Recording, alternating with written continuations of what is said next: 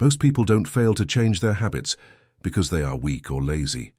They fail because their minds are built to protect them from the very change they long for.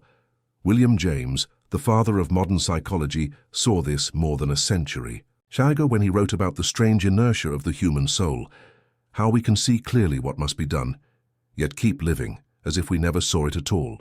Imagine you wake up one morning and promise yourself that this is the day you stop checking your phone before sunrise, but your hand moves toward it before you even think the gesture is older than your decision. It is muscle memory, not just of your fingers, but of your mind. Every habit is a groove carved into your nervous system. James believed that habits are the scaffolding of our lives. They hold up our days so firmly that we mistake them for ourselves. When you try to change a habit, you are not simply changing a behavior. You are shaking the structure that tells your brain who you are. He said that humans are bundles of habits and that our freedom depends on how we shape them. But shaping them requires a kind of inner rebellion. It is not easy to fight something that feels like your nature. The truth is, your brain loves efficiency. It saves energy by repeating what it knows. So when you attempt something new, your entire being resists, not out of malice, but out of conservation. This is why resolutions die quietly in the background of good intentions, why the gym is full in January and empty by March, and why despite reading 100 motivational posts, nothing really changes until something breaks inside the illusion that comfort equals safety. The first enemy of change is not fear, it is familiarity. James noticed that we cling to the known even when it hurts because it gives us a sense of identity. We say things like, "That's just who I am," or "I've always been this way," as if the past has legal rights over us, but the mind is not a court. It is a landscape. And every thought, every repeated action is a path worn by footsteps.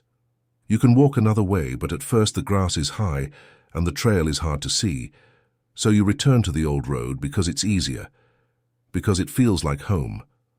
There was a woman who came to her mirror every morning and whispered that she would stop criticizing herself. She had sticky notes of affirmations covering her walls, but by evening she had insulted herself 10 times over. Not because she wanted to, but because her mind was rehearsing what it knew. Shame had become her comfort zone. She did not know who she would be without it. She was not weak, she was simply running. An old program. James would have said that to change, she must replace, not remove, for the brain abhors. A vacuum, he believed that breaking a habit meant immediately establishing a new one in its place. Otherwise, the old groove reclaims the flow of energy. He compared this to the way a stream finds its old course after the rain. When you dig a new channel, the water must be guided deliberately until it deepens and takes shape. The same is true of your willpower, must guide you until the new path becomes effortless. The second enemy of change is the myth of sudden transformation. We think change happens when we are inspired, when we finally feel ready. But readiness is a mirage waiting for motivation. Is like waiting for wind on a still lake. You have to start rowing. First, James believed that action precedes belief, that you don't think your way into new living, you live your way into new thinking. He wrote that if you want a quality, act as if you already had it. If you want courage, act courageous. If you want self-discipline, act disciplined. This was not about pretending, it was about retraining the body until the mind follows. Imagine a man trying to quit anger. He swears each morning that he will be calm, but the first traffic jam snaps him in half. His words are flames before he can stop them. His mind knows better, but his body has not learned yet in that moment. The old neural path is winning. It's not moral failure, it's mechanical repetition. James would say that this man must practice calmness in small ways. Before the storm, look at the door handle. Before entering a room and breathe, count to 3 before speaking. Answer one insult with silence. Small repetitions build the muscle of choice, and over time, choice becomes nature again. Most people fail because they expect change to feel like victory, but it feels more like loss, the loss of who you were and who you thought you'd always be. It is uncomfortable, messy, even humiliating. But James insisted that our freedom is found there in the friction between habit and hope, between who we are and who we might become. He once said that the greatest revolution of his generation was the discovery that human beings can alter their lives by altering their attitudes of mind. But altering attitude is not a thought. It is a practice. It means noticing. The moment your autopilot engages and gently taking the wheel.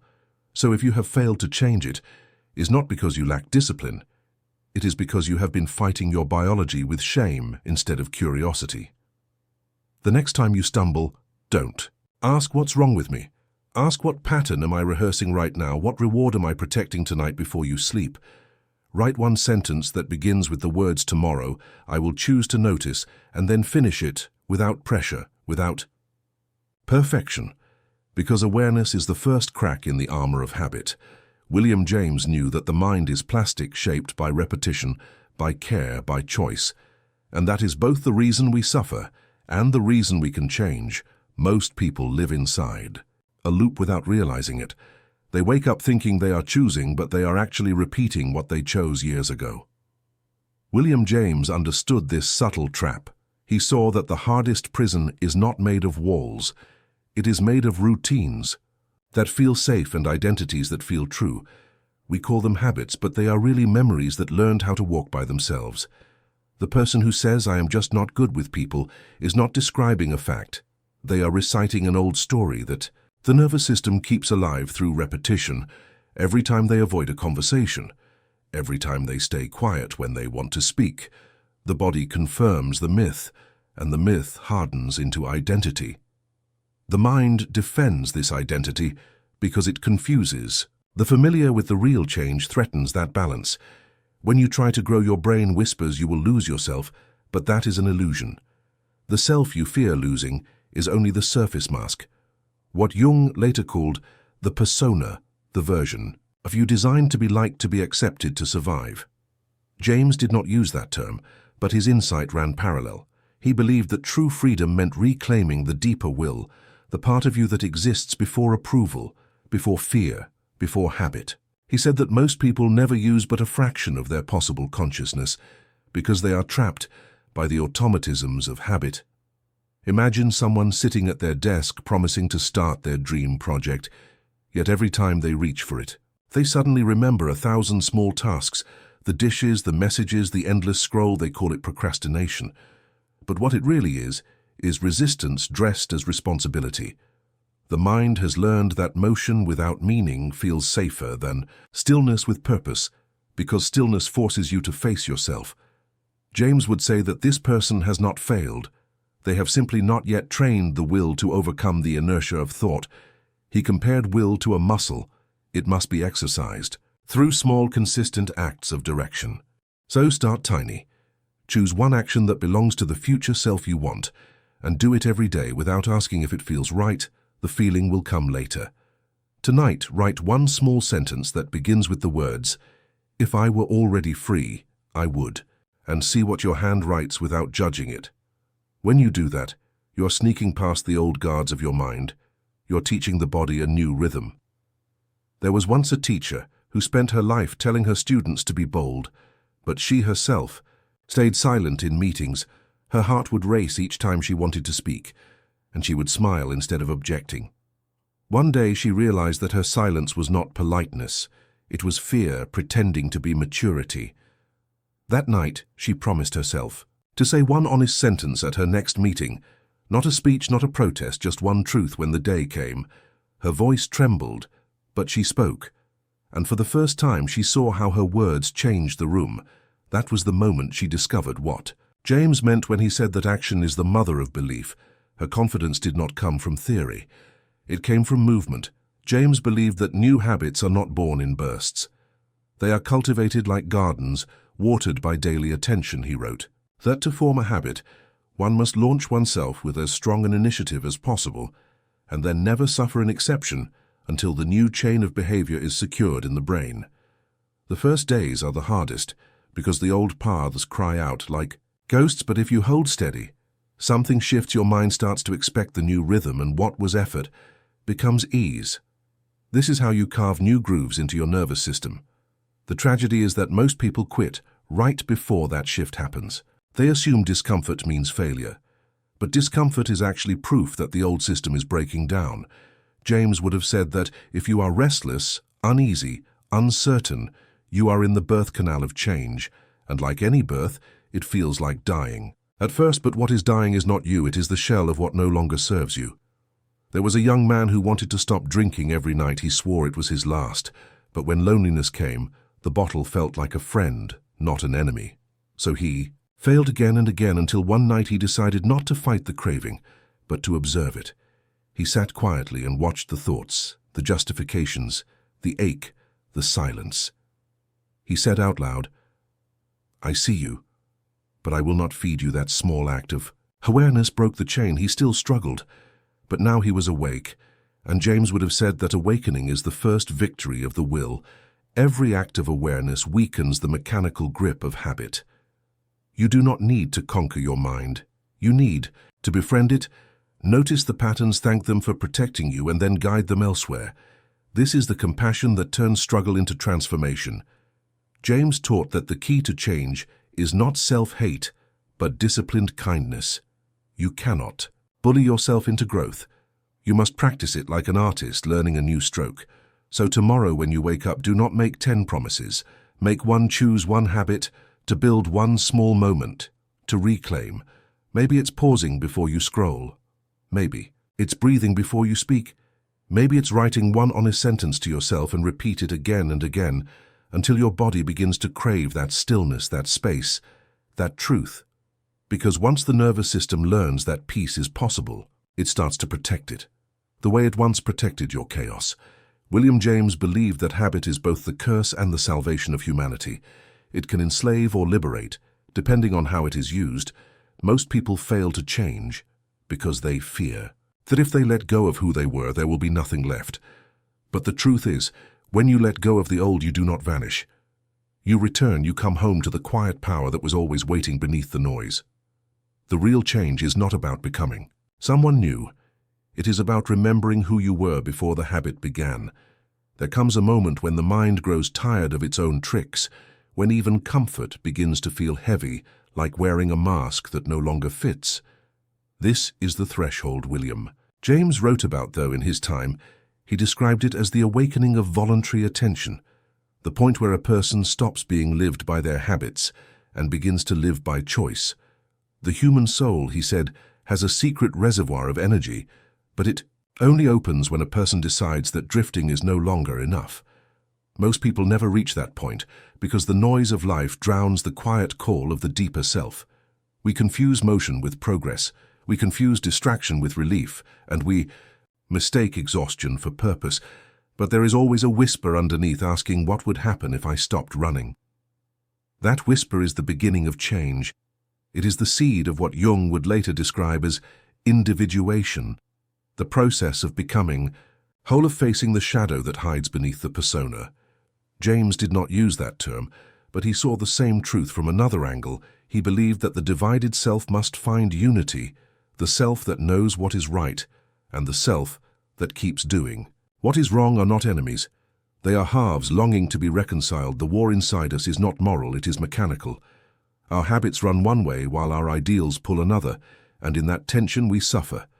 There was once a man who wanted to stop lying to his partner.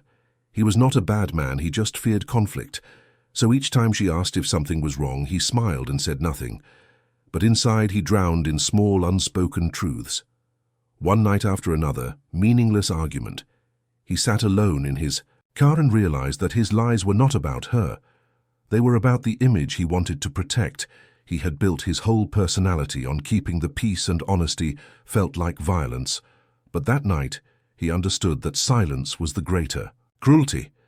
He drove home and told the truth, trembling and raw. It did not fix everything, but it freed him. For the first time, he saw that authenticity is not comfort, it is alignment. James would have said that in that moment, his will had awakened from sleep. When you look at your own patterns, you may notice that every habit carries a hidden story behind it.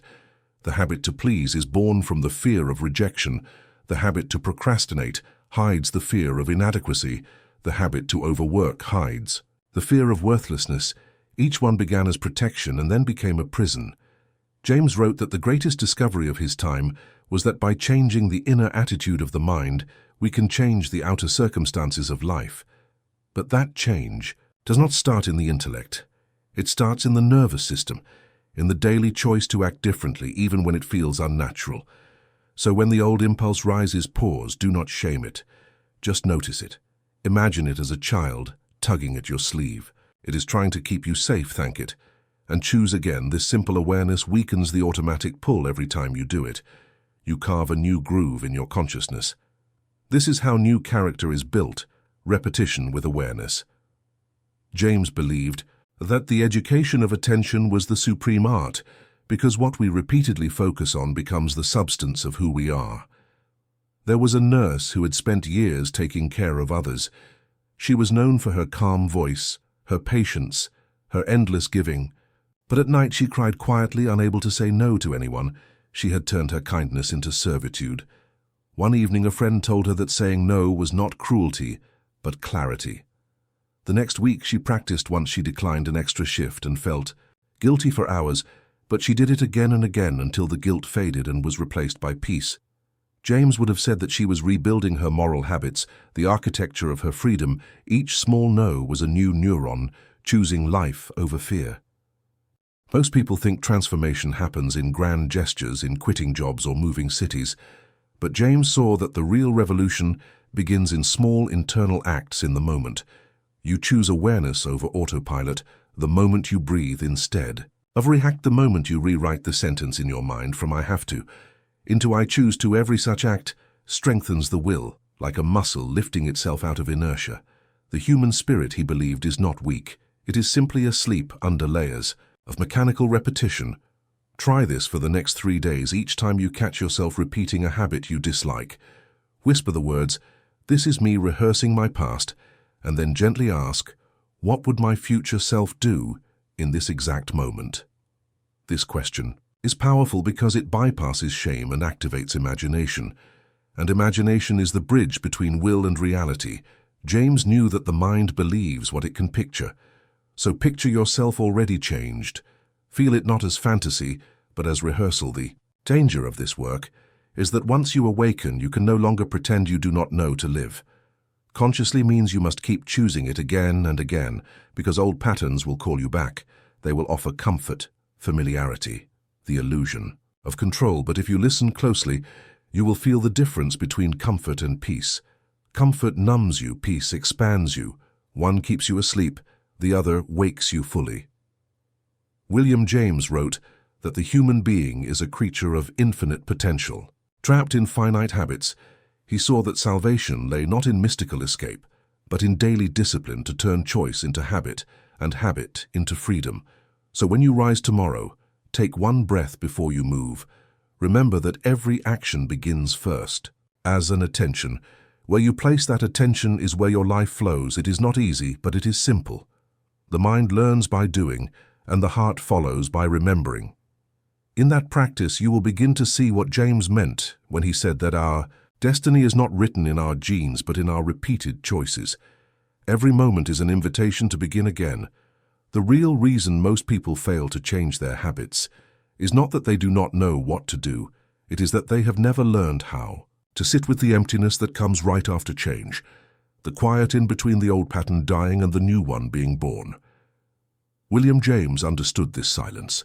He called it the interval of hesitation, the delicate space where the will decides whether to act or to slip back into automatic behavior. He said that in this moment, the mind wavers between two energies. One is the gravity of the old, the other is the fragile spark of the new.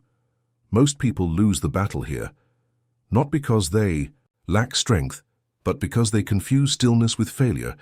They expect transformation to be loud, obvious, full of fire, but real change happens in whispers. This is the space where the shadow rises, what Jung would later describe as the parts of ourselves we avoid because they do not fit our story. James saw the same dynamic in moral life. He noticed that our habits often hide the traits we refuse to face. The perfectionist hides fear of inadequacy. The addict hides loneliness. The people pleaser hides rage. And when we try to change without acknowledging those hidden motives, we end up repeating the same cycle under new names. We think we have evolved, but the shadow simply changes costume. James would have said that to change a habit, we must first bring its motive into light. The will must see what it is truly fighting for. There was a woman who decided to stop scrolling through social media before bed. She said it was wasting her time and draining her focus. She deleted the apps. But within days she found herself wandering into online shopping. Then endless news articles. She told herself it was research. But one evening, she caught herself reading comments for hours. Her body tense, her mind anxious. That was the night she realized she was not addicted to her phone. She was addicted to distraction, the feeling of being filled because silence made her meet herself. That insight changed everything. She did not fight the phone anymore. She began facing the loneliness beneath it, and slowly the habit faded. James believed that insight alone is not enough. It must be paired with deliberate action. He wrote that the moral life is a process of building inner machinery that works automatically in the direction of good when the new pattern becomes second nature. The will is free again. Until then, it must be trained by repetition and attention. He compared it to bending a branch while it is still green. It resists, but it can be shaped once hardened. It can only break too. Practice this. You must learn the art of small resistance every time you notice the pull of the old habit. Pause even for one breath. That pause is your freedom. It is the crack in the chain. The brain will scream for relief because it hates unfinished loops, but do not fill the silence. Stay a little longer with the discomfort, name it, feel it, breathe through it. This act rewires the nervous system. It teaches the body that it can survive without the old response, that it can hold tension without collapse. There was a man who spent his life seeking approval at work. He said yes to everything his boss asked, even when it drained him. One afternoon, he felt a sharp pain in his chest and realized his body was rejecting what his mind tolerated. He decided that his next yes would be earned, not automatic. The next day, his boss demanded another late-night report.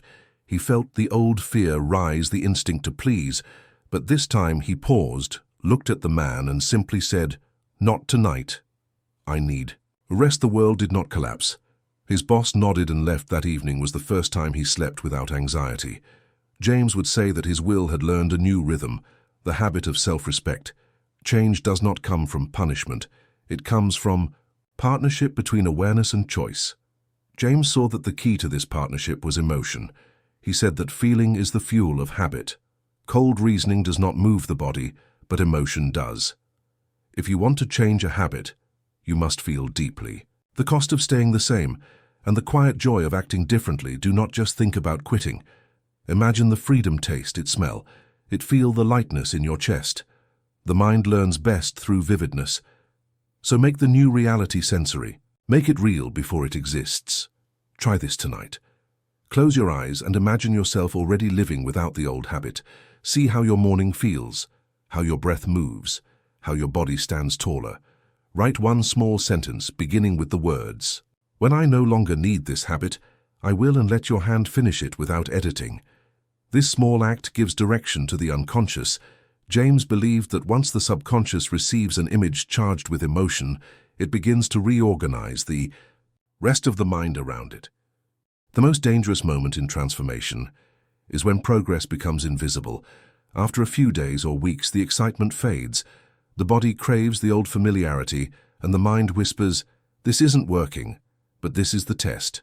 James said that habit formation is like wet cement. It looks fragile at first, but given time it hardens if left untouched. So the task is to hold steady through boredom, through doubt, through the illusion of no change. Because beneath that stillness, the brain is rewiring the circuits of attention. There was a painter who stopped creating for years. Every time she tried, she judged her work before it began. Then one day she decided to paint one stroke a day. No matter how bad.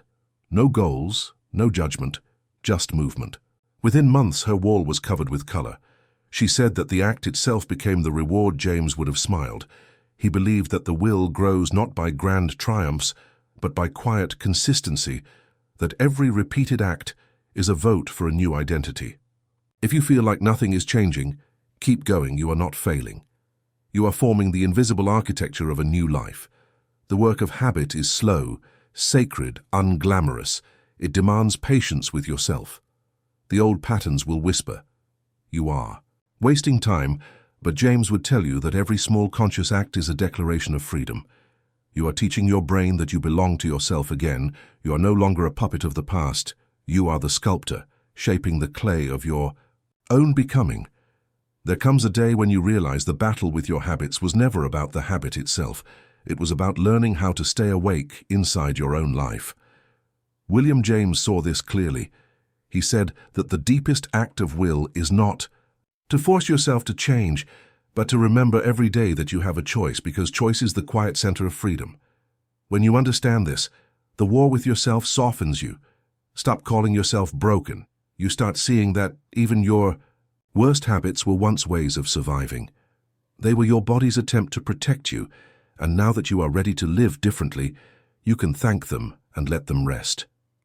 This is what real transformation feels like, not a violent revolution, but a gentle return. He believed that the art of living consciously is to build the right habits and then let them carry you like a current until they no longer require effort. Every deliberate act, every mindful pause, every breath of awareness is like laying a stone in a path that leads you home to yourself. Imagine the ordinary moments of life turning into practice, the sound of water running, the feel of keys in your hand, the smell of morning air, all becoming reminders that you are alive and choosing. James would say that holiness is not found in sermons, but in routines transformed by attention. There was an old man who spent years regretting his mistakes. He used to say, "I wish I could start over." But one morning, he began writing one small sentence each day about what went right. Not wrong, he wrote it before bed quietly. Just one line. After a few months, his handwriting steadied, his eyes softened. He no longer spoke of starting over because he had already begun. James would have said that he had learned the secret of renewal, that the self is rebuilt not by force but by repetition of truth. So when you wake tomorrow, do not seek perfection, seek awareness. Do not promise yourself you will never fail again. Promise that when you do, you will notice, you will breathe and begin again. The path of habit is the path of forgiveness. Each time you return, you deepen the groove of presence, and soon what was once effort becomes nature. The mind that once resisted becomes an ally. The heart that once feared becomes a compass. You do not need to wait for a miracle to change. You need to act as though the miracle has already happened. Every breath, every choice, every act of kindness to yourself is proof that it has. William James believed that our lives take shape around whatever we repeat. And if we repeat love, awareness, and courage, they become our second nature.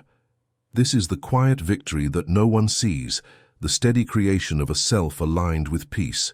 And now, as this journey closes, remember that failure is not the end of the story. It is the rhythm of growth. Each fall teaches balance, each return teaches faith. Change is not a moment. It is a lifetime of remembering that you can always begin again. And when you do, the world around you begins to shift too, because your habits shape not only your life, but the lives that touch yours. So let this be the moment you decide not to fight yourself, but to walk beside yourself gently, noticing, choosing, returning until your days feel lighter and your nights quieter. This is the James method, not a technique, but a way of being, to live awake, to choose again, and to keep shaping your own becoming. The end.